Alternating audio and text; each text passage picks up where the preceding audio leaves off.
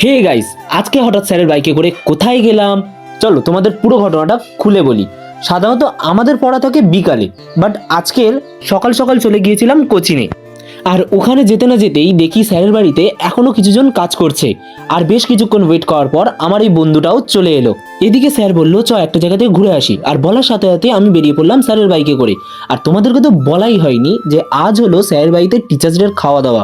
হ্যাঁ, বছরে এই একটা নির্দিষ্ট দিনে স্যার সমস্ত স্টুডেন্টদেরকে একসাথে খাওয়ায়। আর তোমাদের সাথে কথা বলতে বলতে আমরা সোজা চলে এলাম ঘোষ সুইটসে। আসলে স্যারের সমস্ত মিষ্টি যাবে এখান থেকেই। আর যেহেতু আমরা মাত্র 2-3 জন এসেছি, তাই স্যারের কাছ থেকে পেয়ে গেলাম একটা হালকা পাতলা ট্রিট। ওখান থেকে মিষ্টি নিয়ে ফিরত এসে আমরা লেগে পড়লাম আমাদের কাজে। আসলে আজকের সমস্ত স্টুডেন্টদেরকে খেতে দেওয়ার দায়িত্ব ছিল আমাদের উপর, তাই ফটাফট টেবিল চেয়ারগুলো একে একে গোছাতে শুরু করে দিলাম। বেশ কিছুক্ষণ খাটনির পর আমরা সাজিয়ে ফেললাম টেবিল চেয়ারগুলো।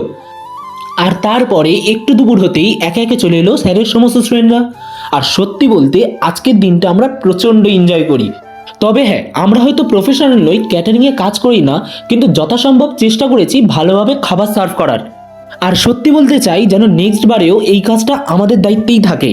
সবাইকে খেতে দিয়ে আমরাও বসে গেলাম খেতে। আর আজকের রেসিপিতে ছিল ফ্রাইড রাইস, আলুর দম, চিলি চিকেন, চাটনি, পাঁপড় আর 2 রকমের মিষ্টি। আর খেতে বসে গল্পের চক্করে কি কি রেসিপি ছিল তার ভিডিওই করা হয়নি।